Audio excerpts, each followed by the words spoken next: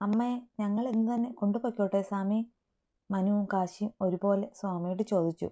ഇനി ഇവിടെ നിർത്തേണ്ട ആവശ്യമില്ല, കൊണ്ടുപോയിക്കോളൂ. പക്ഷേ ഇവിടുന്ന് തരുന്ന മെഡിസിനൊപ്പം വേഗത കുറച്ച് ഇത്തിരി നേരം നടക്കണം. അതുപോലെ ആളെ ഒറ്റയ്ക്കാക്കാതെ ഇരിക്കുകയും ചെയ്യണം. എപ്പോഴും സന്തോഷത്തോടെ ഇരുത്താൻ നോക്കുക. ഒന്നിനും മുടക്കം വരാതെ നോക്കണം.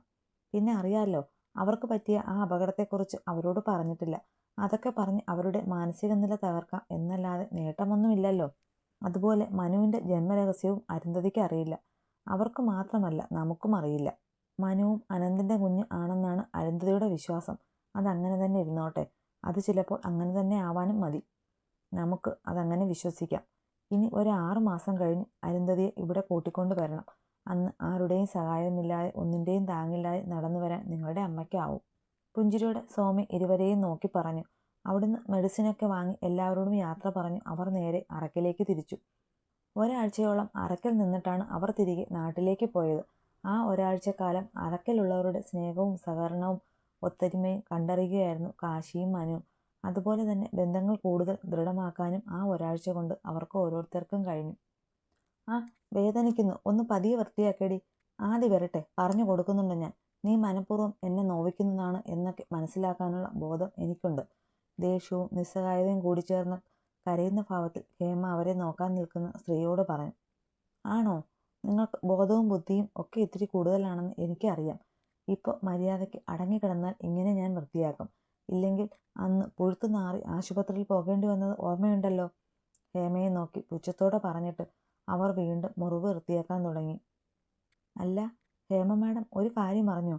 ആ കാശിക്കുഞ്ഞിൻ്റെ അമ്മ മോൻ്റെ വീട്ടിൽ വന്നു എന്നൊക്കെ കേൾക്കുന്നു. ആദിക്കുഞ്ഞ് ഒന്നും പറഞ്ഞില്ലേ? ഇവിടുത്തെ സാറിൻ്റെ അമ്മയും അച്ഛനും പറഞ്ഞത് ഞാൻ കേട്ടതാണ് കേട്ടോ. ഇവരൊക്കെ അങ്ങോട്ട് പോകുന്നുണ്ടോ എന്ന് പറഞ്ഞപ്പോൾ അതൊന്നും വേണ്ട, അവർ അവരുടെ സഹോദരൻ്റെ വീട്ടിലാണെന്ന് കാശിമോൻ പറഞ്ഞെന്ന്.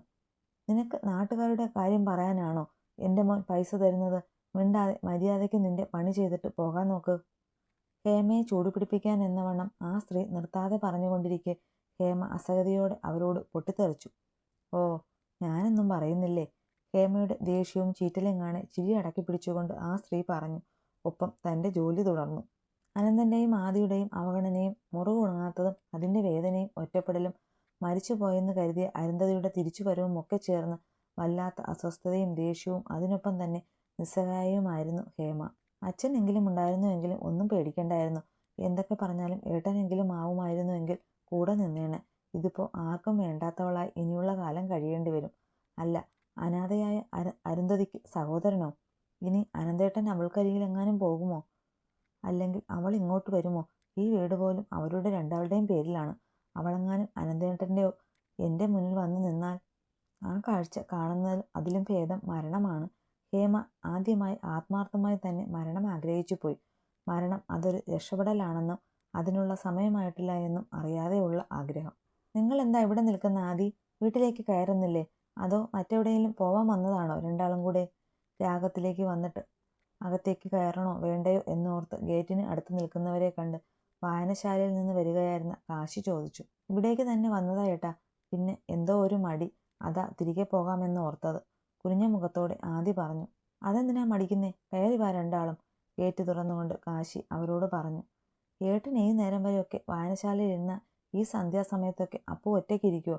മുൻപ് അവൾക്ക് പകൽ പോലും ഒറ്റയ്ക്കിരിക്കാനും തനിച്ച് എവിടെയെങ്കിലും പോവാനും ആരെങ്കിലും എന്തെങ്കിലും ചോദിച്ചാൽ അതിൻ്റെ മറുപടി പറയാനുള്ള പേടിയും ഒക്കെ അറിയുന്നോണ്ട് ചോദിച്ചതാണ്. സിറ്റൗട്ടിൽ കത്തിച്ചു വച്ചിരുന്ന നിലവിളക്ക് ഒന്ന് തൊട്ടു വണങ്ങി അകത്തേക്ക് പോകുന്ന കാശിയോട് ചെറിയൊരു മടിയോടെ സോണി ചോദിച്ചു. എന്നും ഈ നേരത്ത് അങ്ങോട്ട് പോകാറേയുള്ളൂ. തിരികെ വരുമ്പോൾ 9 മണിയൊക്കെ ആവും. ഇന്നിപ്പോൾ അമ്മയെ കാണാൻ അങ്കിളിൻ്റെ വീട്ടിൽ പോയതാണ്. ഞാൻ തിരികെ വരുമ്പോൾ വായനശാലയിൽ കയറി. അതാണ് ഇന്ന് കുറച്ച് നേരത്തെ. പിന്നെ അപ്പൂനിപ്പോൾ ഏത് സമയത്തും ഒറ്റയ്ക്കിരിക്കാൻ പേടിയൊന്നുമില്ല. 10 മാസം മുമ്പുള്ള അപ്പൂനെ ഓർത്തുകൊണ്ട് തന്നെ കാശി പറഞ്ഞു. അപ്പോൾ അമ്മ ഇവിടെ ഇല്ലേ? ആദ്യ തിരക്കി. ഇല്ലടാ, അമ്മ അങ്കിളിൻ്റെ വീട്ടിലാണ്. എപ്പോഴും ആരെങ്കിലുമൊക്കെ അമ്മയ്ക്കൊപ്പം വേണം. ഇവിടെ അപ്പൂന് ക്ലാസ്സിൽ പോകണം, എനിക്ക് ബാങ്കിൽ പോകണം. അവിടെ ആകുമ്പോൾ അങ്കിളുണ്ട്, സഹായത്തിന് ഒരു ചേച്ചിയുമുണ്ട്. അതുമാത്രമല്ല, മനുവിൻ്റെ മോനും കൂടെയുള്ളത് കൊണ്ട് അമ്മ അവിടെ നിൽക്കാമെന്ന് പറഞ്ഞു. അരുന്ധതിയെക്കുറിച്ച് പറയുമ്പോൾ അവൻ്റെ മുഖത്തെ തെളിച്ചത്തിലേക്ക് സന്തോഷത്തോടെ നോക്കിക്കൊണ്ട് അവന് പിന്നാലെ അകത്തേക്ക് കയറി ആദി. അപ്പൂ. ഹാളിലേക്ക് കയറുമ്പോൾ തന്നെ കാശി വിളിച്ചു. ഞാൻ അടുക്കളയിലാണ്, ഇങ്ങോട്ട് വന്നോ കാശിയേട്ടാ. അപ്പൂ അവിടെ നിന്ന് തന്നെ വിളിച്ചു പറഞ്ഞു. നിങ്ങളിരിക്കെ, ഞാനിപ്പോൾ വരാം. സോണിയോടും ആദിയോടും പറഞ്ഞിട്ട് കാശി അടുക്കളയിലേക്ക് ചെന്നു. അപ്പൂസേ, അവളെ പിന്നിൽ നിന്ന് ഉണർന്നുകൊണ്ട് കാശി വിളിച്ചു. മൂളുന്നതിനൊപ്പം സ്റ്റൗവിൽ തിളച്ചുകൊണ്ടിരുന്ന കടലക്കറിയിൽ കയ്യിലിരുന്ന മല്ലിയില കൂടെ വിതറി സ്റ്റൗ ഓഫ് ചെയ്തു അപ്പു. അമ്മായി എന്ത് പറഞ്ഞു കാശിയേട്ടാ? ഇരു കൈകൊണ്ടും വയറിൽ ചുറ്റിപ്പിടിച്ച് ചുമരിൽ താടി കുത്തി നിൽക്കുന്നവൻ്റെ കയ്യിൽ കൈ ചേർത്ത് പിടിച്ചുകൊണ്ട് അപ്പു തിരക്കി. അതൊക്കെ പിന്നെ പറയാം. ഇപ്പം നമ്മൾ ഒട്ടും പ്രതീക്ഷിക്കാത്ത ഗസ്റ്റുകളുണ്ട്. കാശി അവളുടെ കഴുത്തിൽ മൂക്കുരസിക്കൊണ്ട് പറഞ്ഞു. മിണ്ടാതെ നിൽക്ക് കാശിയേട്ടാ, അപ്പടി വിയർപ്പാണ്. അല്ല, ആരാ വന്നേ? അവൻ്റെ കയ്യിൽ ഒന്ന് മെല്ലെ തല്ലിയിട്ട് ആ കൈക്കുള്ളിൽ നിന്ന് തന്നെ തിരിഞ്ഞു നിന്നുകൊണ്ട് ചോദിച്ചു പെണ്ണു. വന്നത് എൻ്റെ അപ്പൂട്ടൻ ഒട്ടും പ്രതീക്ഷിക്കാത്ത 2 പേരാണ്. വാ, വന്ന് കാണ്. അവളുടെ ചുണ്ടിൽ അമർത്തി ഒന്ന് ചുംബിച്ചു മാറിക്കൊണ്ട് കാശി പറഞ്ഞു. ആരായാലും ഞാൻ ചായക്ക് വെച്ചിട്ട് വരാം. കാശിയേട്ടനും കൂടെ ഒരു കപ്പ് ഉണ്ടാക്കട്ടെ? അപ്പോൾ മുഖമൊന്ന് അമർത്തി തുടച്ചുകൊണ്ട് തിരക്കി. വേണ്ട, ഞാൻ മനുവിൻ്റെ അവിടുന്ന് ചായ കുടിച്ചു, ഇനി വേണ്ട. അവളുടെ കവളിൽ ഒന്ന് തട്ടിക്കൊണ്ട് കാശി പറഞ്ഞു.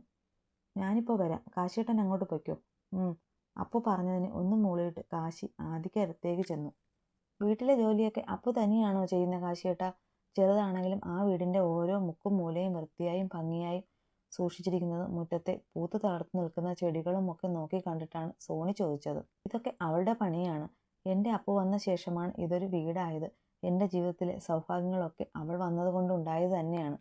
കാശി ചിരിയോടെ അതിലേറെ അഭിമാനത്തോടെ പറയുമ്പോൾ അവൻ്റെ മനസ്സിലെ സന്തോഷവും സംതൃപ്തിയുമാണ് മുഖത്ത് തെളിഞ്ഞു നിന്നത് എന്ന് ആദിയും സോണിയും ഒരുപോലെ മനസ്സിലാക്കി.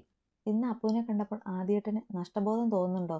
രാഗത്തിൽ നിന്ന് തിരികെ വഴി നിശബ്ദനായി കാർ ഓടിക്കുന്നവനോട് സോണി ചോദിച്ചു. നഷ്ടബോധമോ? എന്തിനാ സോണി? ആദി മുഖം തിരിച്ച് അവളെ നോക്കി. അപ്പോ അവൾ കാശിയേട്ടനെ കെയർ ചെയ്യുന്നത് കണ്ടപ്പോൾ, അവരുടെ പരസ്പര സ്നേഹം, ബഹുമാനം, ജീവിതത്തിലെ സന്തോഷം ഒക്കെ കണ്ടപ്പോൾ ആദിയേട്ടന് നഷ്ടബോധം തോന്നുന്നുണ്ടോ എന്നാണ് ചോദിച്ചത്. അങ്ങനെ ചോദിച്ചാൽ എനിക്ക് പറയാൻ അറിയില്ല സോണി. ഞാൻ മുമ്പ് കണ്ടിരുന്ന അപ്പുവേ അല്ല ഇപ്പോൾ അവൾ. ഒരുപാട് മാറിപ്പോയി. ആരുടെ മുഖത്ത് നോക്കി സംസാരിക്കാനും ഇപ്പോൾ അവൾക്ക് മടിയില്ല. അതിനൊക്കെ കാരണം ഒന്നേയുള്ളൂ, കാശിദേവ്. അവൾക്കൊപ്പമുള്ളത് കാശിദേവ് ആയതുകൊണ്ട് മാത്രമാണ് അവളുടെ ഈ മാറ്റം. അവർ ഒരുമിച്ചത് കൊണ്ട് മാത്രമാണ് അവളുടെ ജീവിതം എല്ലാ സൗഭാഗ്യങ്ങളും നിറഞ്ഞതായത്. പിന്നെ അവൾ എൻ്റെ ഏട്ടൻ്റെ ഭാര്യയാണ്. ആ ബഹുമാനം എനിക്കെന്നും അവളോടുണ്ടാവും. ചെറുചിരിയോടെ ആദി പറഞ്ഞു. ഞാൻ ഇടയ്ക്ക് കയറി വരാതെ ഇരുന്നെങ്കിൽ അന്ന് നിങ്ങൾ ഒരുമിക്കുമായിരുന്നു. ഇന്നെന്തോ അപ്പുവിൻ്റെ ചൊടിയൊക്കെ കണ്ടപ്പോൾ എനിക്ക് അങ്ങനെ തോന്നി. സോറി ആദിയേട്ടാ, ഞാൻ നിങ്ങളെ ഒട്ടും മനസ്സിലാക്കില്ല എന്ന് തോന്നല്ലേ? ഞാൻ വാശിയും ദേഷ്യവും ഒക്കെ കാണിക്കുന്നത് ആദിയേട്ടന് ഇഷ്ടമാകുന്നില്ല എന്നൊക്കെ എനിക്കറിയാം. അതൊക്കെ മാറ്റിവെച്ച് നല്ലൊരു ഭാര്യയാവാൻ ഞാൻ ശ്രമിച്ചോളാം.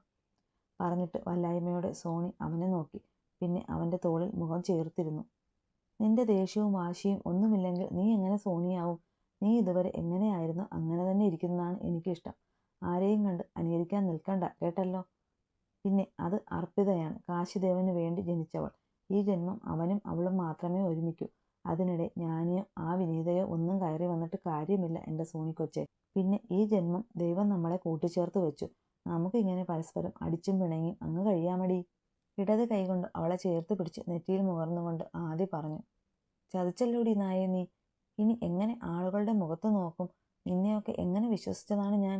ആ എന്നോട് തന്നെ അവൾക്കൊപ്പം ചേർന്ന് നീയും ചതിച്ചല്ലോ. ഇതിലും ഭേദം നീ ചത്തുപോയെന്ന് കേൾക്കുന്നതായിരുന്നു. രാവിലെ മുറിക്കുള്ളിൽ ബോധമില്ലാതെ കിടന്ന മൃദുലയെ ആശുപത്രിയിൽ എത്തിച്ചപ്പോഴാണ് അവൾ പ്രഗ്നൻ്റ് ആണെന്ന് അറിയുന്നത്. ഇങ്ങനെയൊരു കാര്യം അറിഞ്ഞതു മുതൽ കരഞ്ഞുകൊണ്ട് അവളെ അടിക്കുകയും രാകുകയും ചെയ്തുകൊണ്ട് പദം പറയാൻ തുടങ്ങിയതാണ് വിനയ.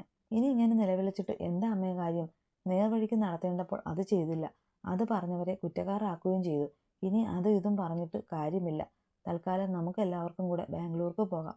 അവിടെ ചെന്നിട്ട് ആലോചിക്കാം എന്താ വേണ്ടതെന്ന്. ആശുപത്രിയിൽ നിന്ന് വന്നു കയറിയ നേരം മുതൽ ഒരക്ഷരം പോലും മിണ്ടാതെ ഉമ്മറത്തെ ചാരി കസേരയിൽ തളർന്നു കിടക്കുന്ന ജേനും കൂടെ കേൾക്കാൻ കണക്കിനാണ് മൃദുൽ പറഞ്ഞത്. എന്നുവെച്ചാൽ എൻ്റെ കുഞ്ഞിനെ ഇങ്ങനെ ചതിച്ചു കളഞ്ഞവനെ സന്തോഷമായി ജീവിക്കാൻ വിട്ടിട്ട് ഈ നാടും വീടും വിട്ട് പോകാമെന്നാണോ നീ പറയുന്നത്?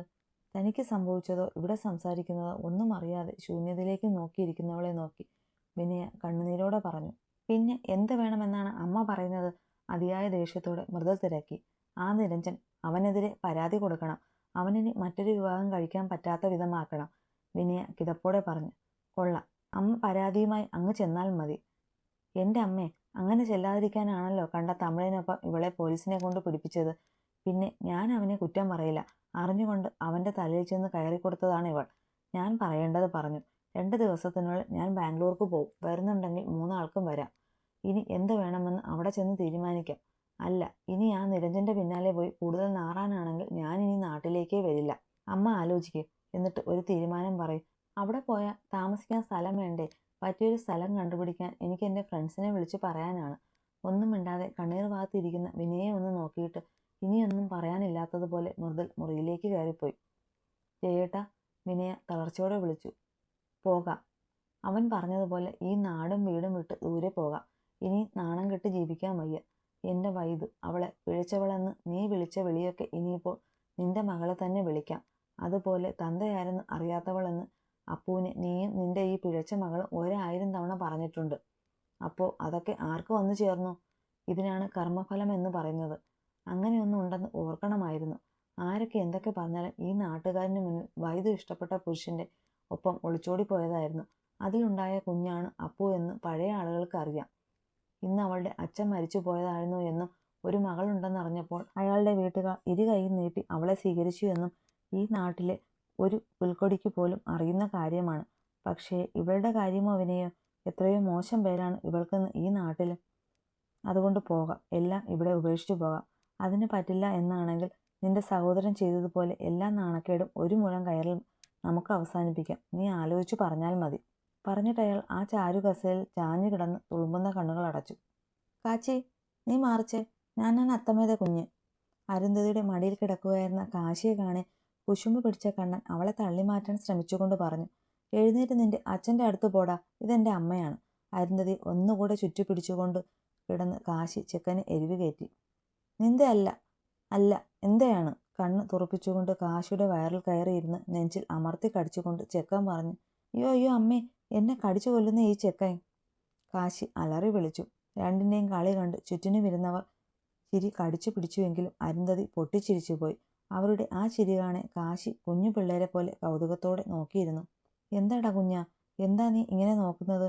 ഇടത് കൈകൊണ്ട് കണ്ണനെ ഒതുക്കി പിടിച്ച് വലം കൈയാൽ കാശിയുടെ കവളിൽ തലോടിക്കൊണ്ട് അരുന്ധതി ചോദിച്ചു. അമ്മ ഇങ്ങനെ ഉറക്കെ ചിരിക്കുന്നത് ഞാൻ ആദ്യമായിട്ട് കാണുകയല്ലേ?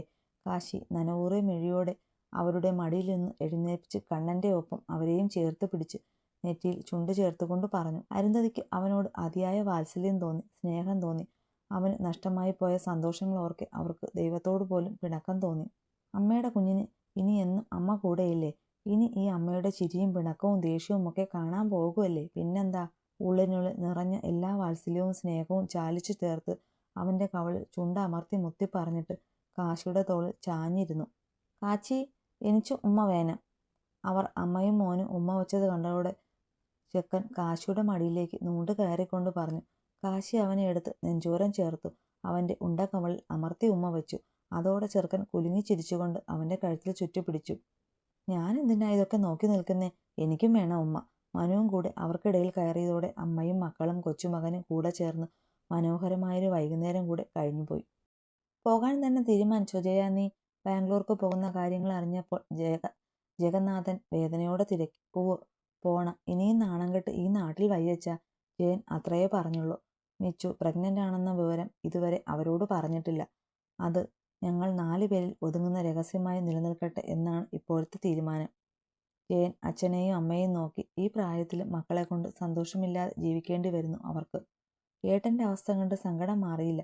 ഇപ്പോൾ ഞാനും ഈ നാടും വീടും വിട്ടു പോകുന്നു. ഇനി ഇവരെ എന്ന് കാണും? അവർക്കൊരു വയ്യായിക വന്നാൽ ഓടി വരാൻ പോലും കഴിയാതെ ഏട്ടനും കിടപ്പായി. ഒരു ദീർഘനിശ്വാസത്തോടെ അയാൾ നെഞ്ചൊന്ന് തിരുമ്മി. വിഷമിക്കേണ്ട മോനെ, എവിടെയെങ്കിലും പോയി സമാധാനത്തോടെ ജീവിക്കാൻ നോക്ക്. നമ്മളൊക്കെ പാവം ചെയ്തവരാണ്. ആരോരുമില്ലാത്ത ഒരു അനാഥ പെൺകുട്ടിയോട് ഈ തറവാട്ടിലെ ആരും നീതി കാണിച്ചില്ല. അതിൻ്റെയൊക്കെ കർമ്മഫലം അനുഭവിച്ചു തീർക്കുവാണ് നമ്മൾ ഓരോരുത്തരും. അരുന്ധതി ജീവനോടെ ഉണ്ടെന്ന് അറിഞ്ഞപ്പോൾ ഒന്ന് കണ്ട് ആ കാല് പിടിച്ച് മാപ്പ് പറയാൻ ശ്രമിച്ചിട്ടും നടന്നില്ല.